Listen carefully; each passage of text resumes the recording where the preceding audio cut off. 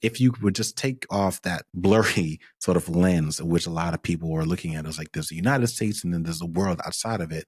And it's like, no, there's the United States and there are 50 worlds within it. You know what I mean?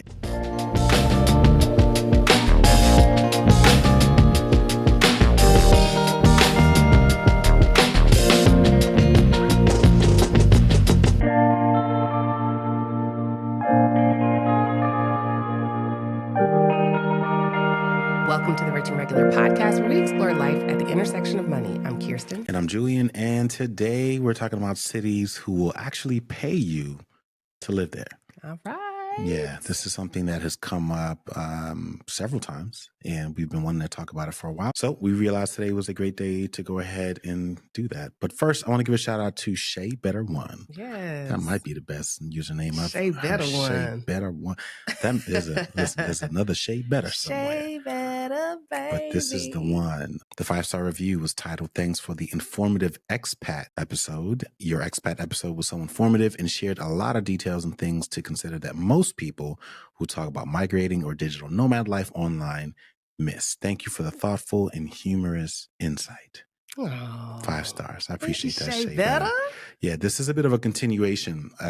We talked about it, and so we are honoring that promise. We spoke a few episodes ago about expat life and all of the bells and whistles and things, maybe bust a few myths with regards to living abroad or moving abroad, especially as it relates to doing that for the purposes of saving money or just improving your cost of living.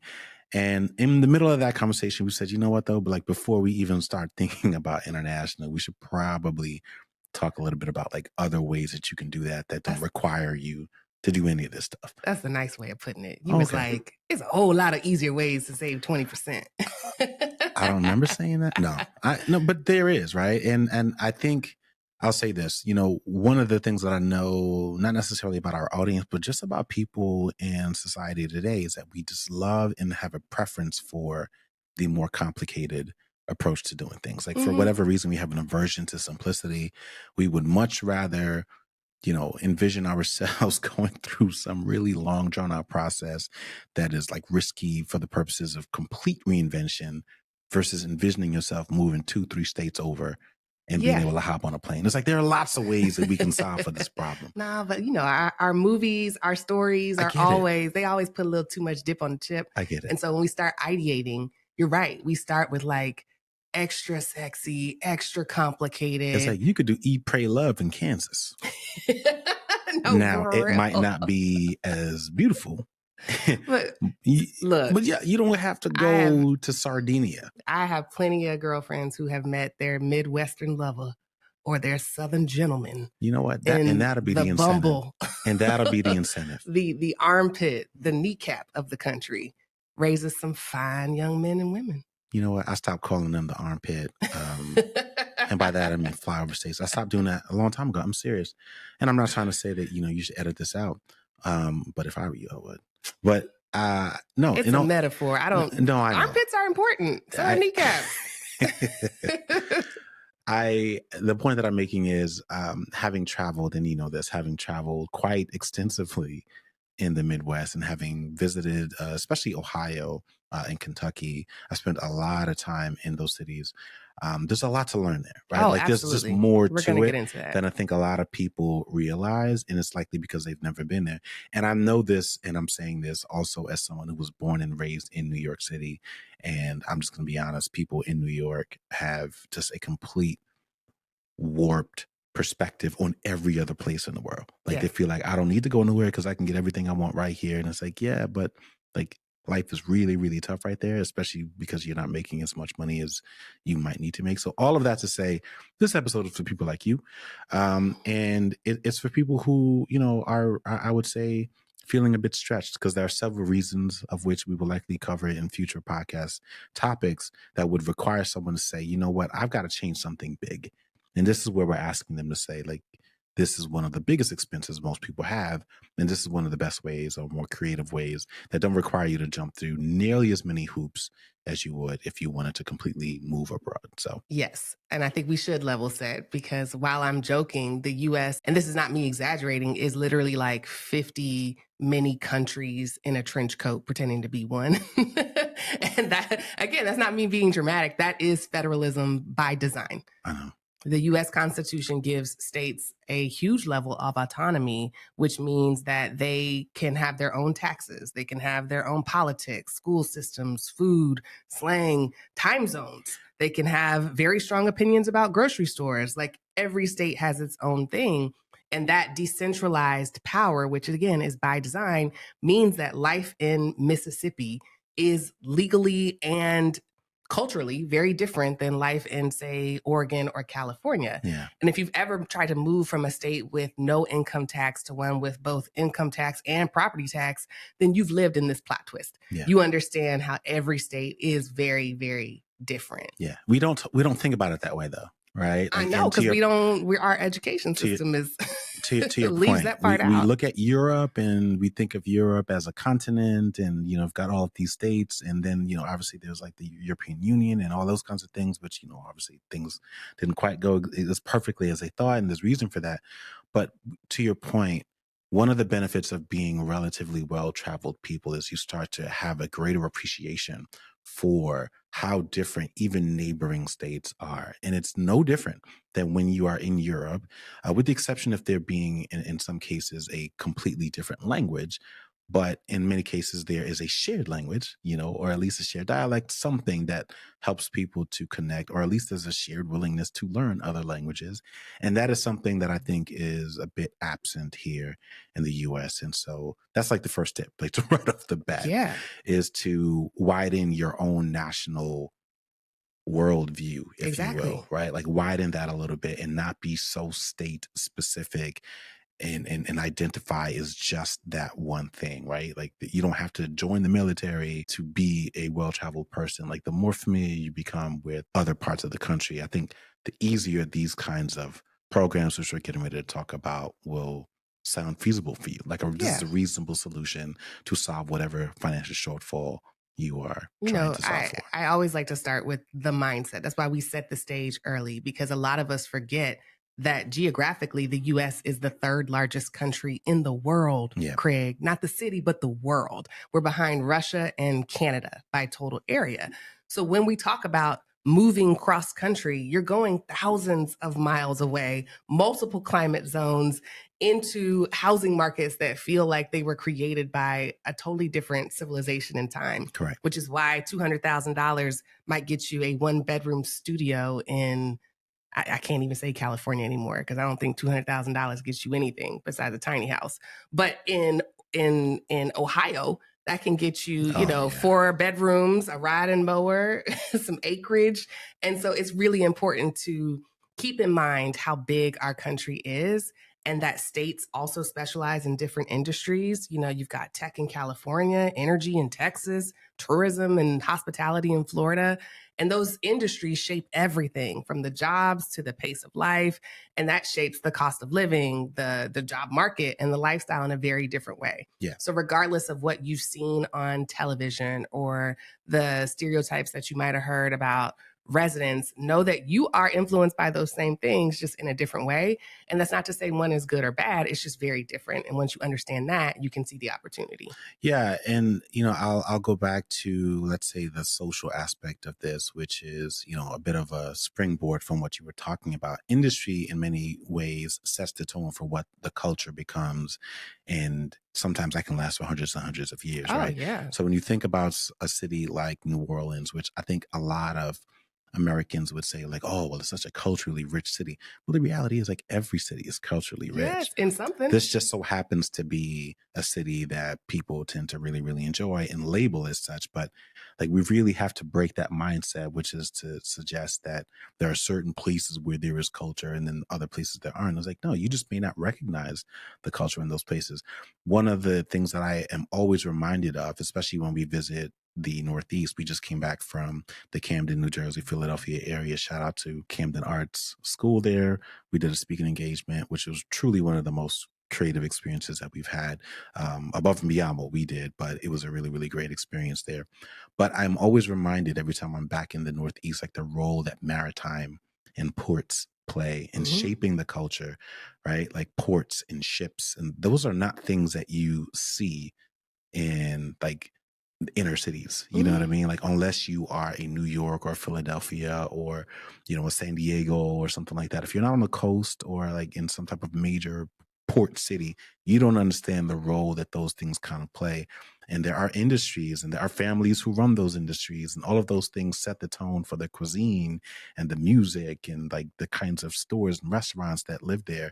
And so all of those things I think should be taken into consideration as well, because there's a historical reference there. Now, if we're not talking about that, sometimes we're talking about the history that even dates back to the colonization of the United States and different states like Louisiana, and the role that the French played in shaping Mhm. what's happening there, Or or the in Spanish in California, California, right, yeah. which is where the certain types of architecture and cuisine and even agriculture that still exists there or persist there are still alive and well today. And so all of those things tend to play a role, not just with the industry, but also like religious roots. Like these are all things that if you would just take off that kind of blurry sort of lens, which a lot of people were looking at, is like there's the United States and then there's the world outside of it. And it's like, no, there's the United States and there are 50 worlds within it. You know what I mean? And so I think if you look at it that way, my hope is that there can be a bit more intrigue around what's happening in the Midwest or what's happening in the South or even within the South. Because Lord knows Georgia is very different from Alabama and Mississippi. Like you can't loop them three together Oh, no, that's at still a all. big move. Like, moving from Brooklyn, New York to Birmingham, Alabama might as well be moving to a different country. Northern Texas to Central Texas, two Yes. completely, and certainly Southern Texas, right? Like Yes. those are two complete. They might as well be different countries, right? Yes. And so the goal of this podcast, like as we're talking about industry, as we're talking about even culture, like I hope is that there's a bit of appreciation. And now you may not love it, but like you certainly need to understand that it exists everywhere. And it is something that would require you to accommodate, maybe even to a same, if not a greater extent than it would if you went to a European country. You know Yeah, what I mean? Like there's going to be a cultural shift. And I think that's something that people need to factor into this decision before they even start clicking on programs and those kinds of things. absolutely. But my hope is that it creates some intrigue and not necessarily a red flag. Because if that's the case, then Don't I, go nowhere. God bless you. I don't know what you're gonna do Don't if go you happen nowhere. to be somewhere and things aren't working out for you, right? So, Yeah. Yeah. I think that's exactly the point of all of this historical, geographical context, is because the cities that are offering money aren't just paying you to show up. They're paying you to assimilate in a lot of ways, to settle in, to pick a team, because where you're from, the state that you live in shapes a lot of your life. And so you do have to be willing to change. You can't go to Topeka, Kansas and expect to recreate your life from Portland, Oregon. mhm. You got to be open the same way you would if you were open to moving to Spain or Lisbon, Portugal. Things are going to be different, and that's part of the experience. Yeah, So let's get into it. yeah, I think it's incentivized migration, Yeah. right? Like historically, migration has always been a tool that people were either forced or enticed to do, right? That's how the Great West became the Great West with the gold rush. That's how people moved away from the South post slavery, right? Like migration has always been something that has been a really, really powerful tool. And in this modern day and age, governments and agencies are finding other ways to make that happen. So let's talk about what it actually means, though, to be paid to move. And I think the first order of business is just talking about the prevalence of remote work. And I know that there are a lot of questions about remote work, whether or not it will still remain. I think to a certain extent, it will still be a thing, let's say It five, was ten a years thing from now. before a bunch of companies started To your doing it. point, it was a thing before then. I think what we saw was a bit of a forced situation due to the COVID pandemic, but remote work is still going to be around. There may not necessarily be as many as they are, they may look differently, but remote work basically created a lot of opportunities for people to work and live basically anywhere.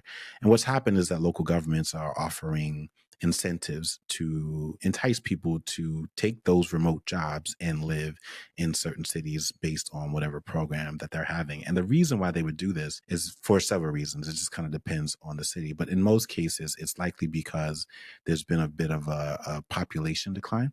So, or brain drain is another way that Mhm. people have referred to it. But a city that may have had 40, I'm just making it up, 50,000 people has seen a decline over a very short period of time, which has an impact on tax revenue on someone Because people leave to go to other cities for jobs or for for college, school, or, and then they there's a never lot of come cities back. where the dream is to get out Exactly, and then they exactly, don't come back. And so now they're trying to entice people who may not need a local job market to exactly. come live there. Exactly. Now, if it's not for the purposes of just trying to reduce or reverse population decline, in some cases it's because industry sort of collapsed in a certain area and they're trying to replace it or capitalize on some new industry that is not location specific. And in many cases, there's a bit of a tech angle here because like this works really easily or better with remote workers. And so that's one of the reasons why cities would do this. It's their way of saying, look, we've got to do something to get more people who earn a baseline level of money here. And so we want to keep them here. There's a variety of ways that they do this. One of the most common ways is they just straight up offer you cash in the form of grants. In some cases, it's down payment assistance. So whatever it would typically cost to buy homes, like you mentioned in Ohio, there may be a bit of an incentive there. They also understand that there are a lot of people struggling with managing their student loans. And so they offer you specific programs to offer some relief there so that you might be enticed to live wherever they are. In some cases, if we're talking specifically around tech, you will find people who are primarily intrigued or interested in like a free co-working space or any kinds of amenities that would make your ability to do that kind of work or start that kind of business there. And in some cases, it's just straight up like tax breaks, right? If you move here during this time, we will give you all of the perks, like everything that you can imagine. Like if you imagine the city as like a hotel with resorts, it's like, look, I'll give you a resort credit. And like you can use it here at the restaurant, you can use it here at the city hall, you can do whatever you want, but we just want to make sure that you come here. And so Hmm. that's really why they do it. Like they offer you pretty much whatever you want, Yeah. or whatever they have available, Yeah. and get it while it's hot. Yes. And again, the goal is to attract new tax dollars, new talent to help boost their little economic, not little, but help boost economic activity, Now, you don't shade. attract entrepreneurship.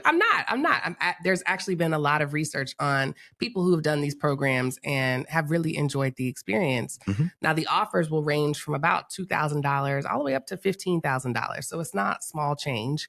And sometimes they'll include extras like bikes or memberships or some other tax break. Hmm. I'm going to go through a couple of cities. There are dozens and dozens and dozens of cities that offer this, but I'll just go through a couple so you know the kind of places that we're talking about. Tulsa, Oklahoma. Tulsa Remote Program is one of the most well-known programs, and they offer $10,000 plus co-working space access and community programming for remote workers. There's Topeka, Kansas, which offers up to $15,000 for people who move and work there, either remotely or locally. West Virginia offers $12,000 plus an outdoor recreation perk like free gear rentals, access to adventure sports. There's also Jackson, Michigan, which I had never heard of. Jackson, Michigan, through the 100 Homes Initiative, provides $25,000 in down payment assistance for homes priced around $175,000, plus a year-long golf course membership. There are all kind of places: Paducah, Kentucky, Hamilton, Ohio, Savannah, Georgia, Pawnee City, Nebraska. All of these places, Pawnee City is offering a $50,000 down payment assistance Nice. for a newly built home. And so there are all these places that you've likely never heard of, but they're not too far from, the big airport that you might fly into that offer, all kinds of incentives. Yeah, look, man, I was really excited. I didn't realize that Savannah was on that list. Hmm. We visited Tulsa, Oklahoma a few years ago when we were shooting Money on the Table season 2. We had a great time. We were there. One of the best cheapest meals Yeah. we've had. And I was like, oh, ball, like, let me get a little bit of everything. Yeah. They be cooking in Let's Tulsa. get a tasting menu while we're here. Yeah. So yeah, look, this is real, and again, for all the people who have limited their opportunities to just, moving down to Atlanta because I know people there, or, I don't even know if that place still works anymore. I'm speaking directly to my New Yorkers now, but like, It it does. may not necessarily be that simple, and it was not like it was when I moved down here in the late '90s. So what is the catch? Well, there's not really a catch. It's just more like fine I print. mean, I mean, it's not it a ain't free catch. It's not money. free. They're not saying anybody can come and you can do what you want. They are rewarding you for the commitment of relocating here. And so it's And not so staying. much like a lottery or like you just sign up. It's more like, here's the deal, and here's the fine print. And if you can't meet that, then there might be some consequences and repercussions. You can't just take the money and run. Like they want to be in some type of relationship with you. And in most cases, that boils down to a minimum stay requirement. And so most of these programs are going to require you to live in that city for a minimum of 1 year. Sometimes it's upwards to 2 or 3 years if you want to keep the full incentive. If for some reason you just can't take it or some other opportunity presents itself and you leave early, then you will likely have to pay that money back. One of the other ways that they try to entice you to stay is they break that money up, let's say in stages, right? So as you complete 1 year, 2 years, or accomplish X, Y, Z, like you will then get another sort of percentage of whatever you agree to based on the program. So there are a variety of ways that they can do it. There's also some work that you have to do. Like you've got to prove that you're actually there. And so you will have to, of course, submit like your lease or your mortgage documentation, utility bills, driver's license changes. In some cases, you might even have to check in Like a PO, I was just about to say the like first parole thought came to officer. mind, like I got to check with my parole officer. But like it's it makes sense, right? Like they want to make sure that they are getting a return on their investment in you. And so yeah, you're going to have to check in just to make sure that you are still where you said you would be until the program is over. Like you can't try to pull a geo arbitrage, come get the money, meanwhile you're never there and spending the money somewhere else. That's not why I mean, you these can, programs but it's exist. it's it's risky. Yeah, I mean, even for remote worker programs like Tulsa Remote or the one in West Virginia, you have to show proof of full-time employment. So that's either a W-2 or a 1099. Yeah. You have to show that your job allows you to work from anywhere, and some even require you to remain remote throughout your stay. So you can't like get there and then try to get another job. Like they might want you to stay remote the whole time. Yeah. Some states even have income or occupation restrictions. So there's a few programs that are only open to recent college grads or tech or healthcare professionals or people with a minimum income threshold or entrepreneurs who are willing to start a business locally. Yeah. So if you have a business and you're trying to move the operations there, it may not be the same as like I'm willing to start a local honey business Yeah. wherever this is. And then there's community participation. So, like you said, some cities will nudge you into local life by hosting meetups or doing volunteer days or going to networking mixers. These things are never mandatory per se, but it's kind of like forced fun at work. If you keep ghosting the community vibe, they may not renew the benefits or they may not be open to extending the whole package to you. I rock with that. I rock with that, right? Like if we're going to cut, these are taxpayer dollars, right? This is Yes. a community program. They are doing it to invite other people to come there. And so, you don't necessarily want people showing up thinking that they're the saviors. Like, but not, it's Yeah. not that deep. Like this is a shared beneficial, mutually beneficial arrangement. And so, yeah, I'm totally like, I ride with that. I'm glad that there are certain communities that have put that in place. Now, if that doesn't scare you, the fact that you will have to be social, God Or that you forbid. got to check in with somebody. Yeah. You got to let somebody know where you at and what you doing, Yeah. what you paying, where you live. We offered a short list. Here is another way to find cities that are like this.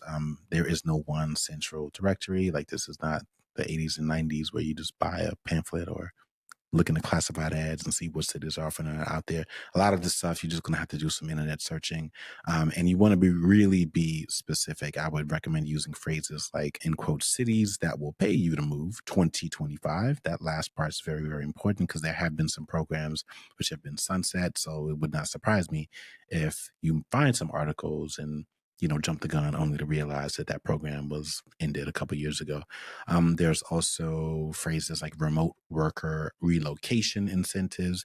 I would also add USA there because you Hmm. don't want to pull up things like, again, if you look for those kinds of things, you're going to find a lot of programs especially in Europe. You read a lot about these like rundown cities in Italy. It's like, oh, you can own a Tuscan villa. And it's like, you can. And then when you get there, you're gonna be real mad. Like it's an old villa on the top of a hill. Ain't nobody there. But yeah, there are just little things that you can search for. Small towns paying new residents or work from home grants by city. Like little things like that I think can help pull up whatever the most recent activity is. It's not uncommon for certain publications to roll those things up into a short list themselves, because again, this stuff is all relatively new. You just want to make sure that you are reading and acting on behalf of the latest and the greatest stuff. Yeah, there isn't one central directory, but the best resource that I found is makemymove.com. Makemymove.com, which will compile offers by state or lifestyle preference. Again, it's not all inclusive because this is a manual thing, but from there, you can also check local government, economic development websites. You can check Reddit threads. There are two subreddits, digital nomads and relocation, that often have like very brutal, honest feedback about different cities. And then there are sites like Zillow, CNET, New York Post that'll often put these little listicles together, or they're under the headline, "This city will pay you $50,000 to move here." Hmm. So those kinds of things, but you are going to have to do some searching. Yeah. And I think once you find a general area that you want to move into, it becomes a lot easier to nail down a city or an incentive that speaks directly to you. Yeah, yeah. So obviously, you would do this for financial reasons, but I want to just kind of walk through some of the other things that you would really want to make sure. It's a little bit of a recap, and we can offer up some other tips as well. But first things first, this is not just about the money. Like I know a lot of people hear $12,000, 20, 50 in certain cases and feel like, man, I could do a lot with that, and then that's the only thing that they read. That's the only headline that they're focused on. And then they get there and then they realize that, oh, like there are lifestyle changes. There are other things that need to consider. If you're one of those people that is truly just flexible, like then sure, focus on the top line and you're able to do that. But a lot of people just are not. And so make sure that that's not the only thing that you're absolutely focusing on. Money is one factor, but culture and vibe is also important. You have to ask yourself what kind of people thrive here. You need to ask yourself, what's the weather like? Like, if you're someone who suffers from seasonal affective disorder or needs a lot of natural sunlight or doesn't thrive in rainy and cloudy days Yep. or has allergies, these are really important questions. And then there are some places where you can get some non obvious clues like Facebook community groups. A sleeper is Yelp reviews. You want to know how a town reacts to certain businesses, people, food, culture? Go read them Yelp reviews and learn who your neighbors are. Yep. You can also look at the local events calendar to get a feel of like the tone of a place. Do they celebrate, Chinese New Year? Do they celebrate Day of the Dead? Do they celebrate Halloween? All of those things will show up in a local events calendar. The other thing I would look at locally is newspapers. Look at the op For eds sure. to reveal your town's values. Look for any school board meetings or zoning debates, all of that stuff. NPR usually has a local channel in all of these different neighborhoods. It might be a radio station, but see if you can go online to figure out like how you can get a sense of how that local news is reported, what the slant is, and what is on the minds and hearts of people. Yeah, I would also make sure you try to find out what the long term economic plans for that city are. It's not uncommon for a city to have a vision or an ambition, something that they are working towards or really hoping they can solve for. But you want to get an idea of like whether or not that is a plan that is already in place. Are they around halfway done and we've already seen existing progress that people are really, really enjoying, or whether or not they're halfway done and people are really not happy with what it's doing? That gives you a better idea of what's going to happen for the next 5 to 10 years. Because again, if you end up liking it there and you want to become an investor, this might actually be one of the reasons why you would decide to own and buy real estate there, because you're Mhm. realizing that now is a great time to buy.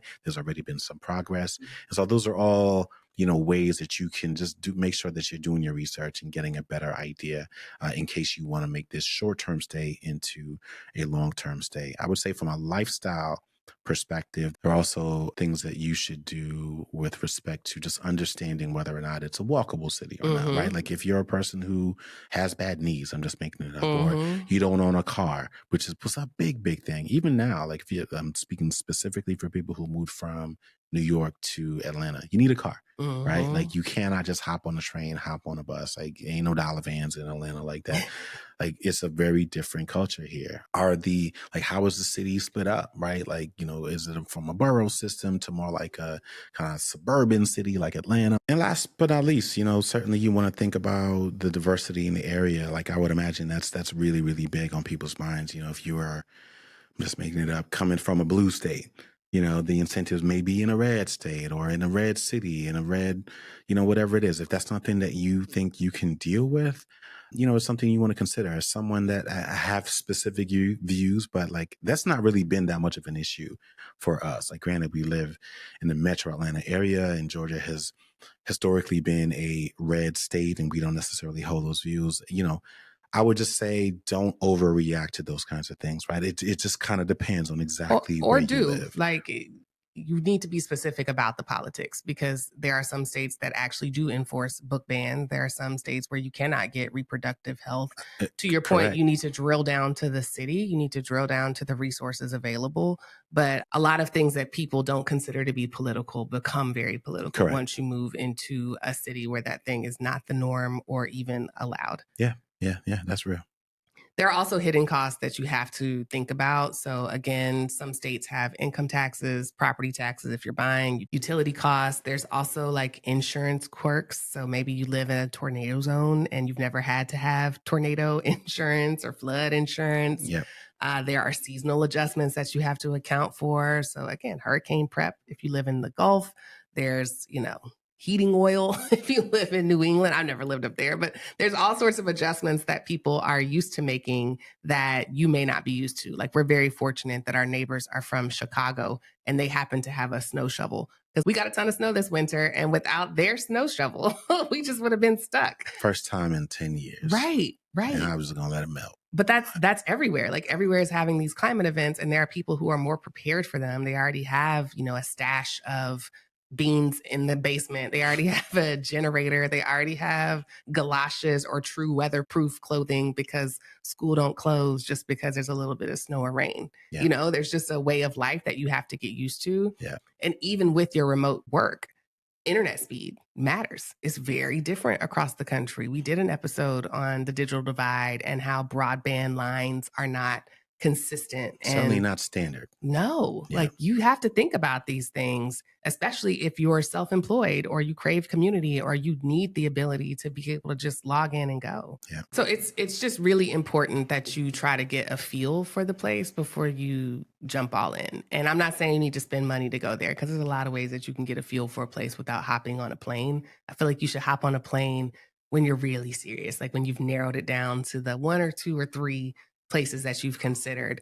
The first way to get a feel is just YouTube. You can search day in the life of whatever You can city do or neighborhood tours in a lot of cases. So yeah. there are a lot of real estate agents who attach like a camera and drive through the entire neighborhood to give you a sort of not even bird's eye, like a real first person perspective on what it's like to live in that area.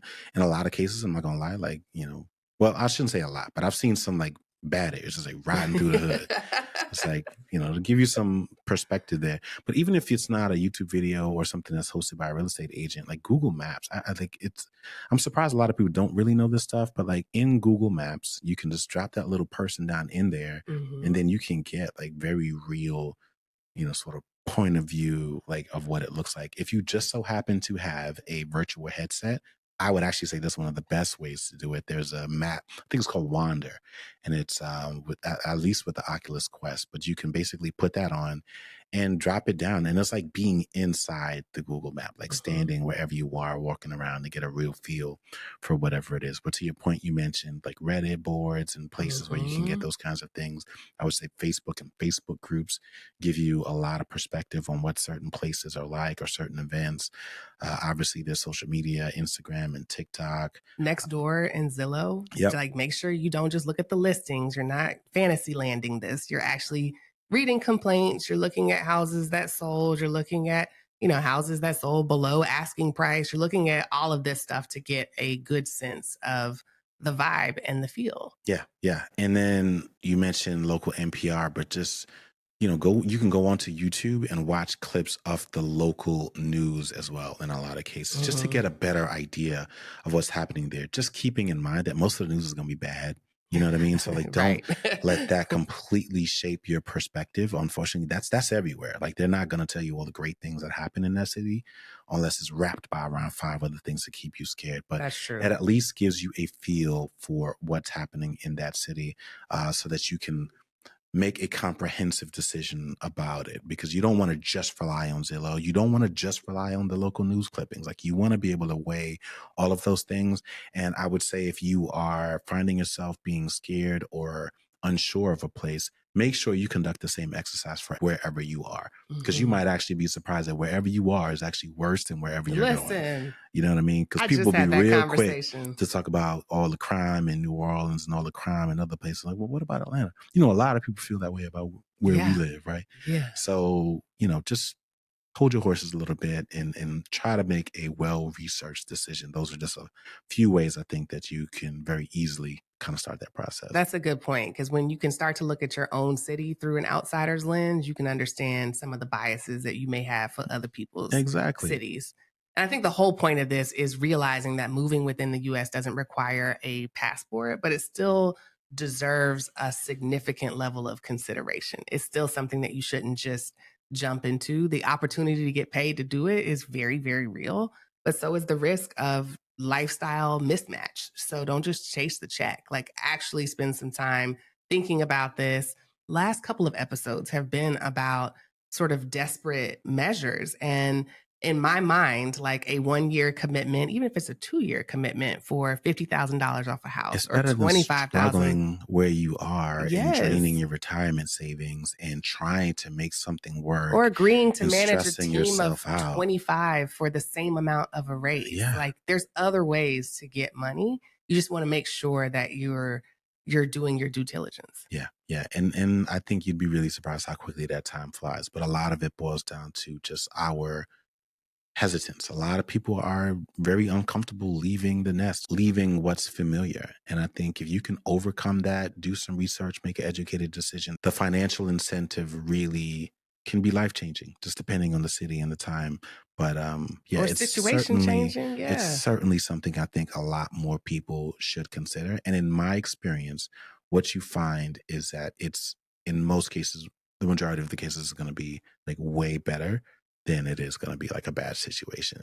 And there's not enough people signing up Mm. because people are afraid. So if you're thinking that, oh, well, this one's already signed up, this is already full, maybe in the most popular ones, but I can assure you that these programs exist for a reason. Mhm. And so you will be so surprised at how quickly things can go. It's just a matter of you being willing to get started and being comfortable with a little bit of change for a short period of time. Amen. Ain't that it? That's it.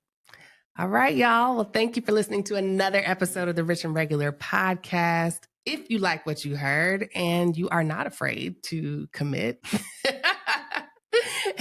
then please head on down to the comments, keep the conversation going, or leave us a 5-star review on any of your favorite podcast platforms. If you're from a small town or one of the towns that we listed, I'd love to hear from you. And we will see y'all next week. All right. If you like videos like this and want to see more, make sure you click subscribe and turn on notifications.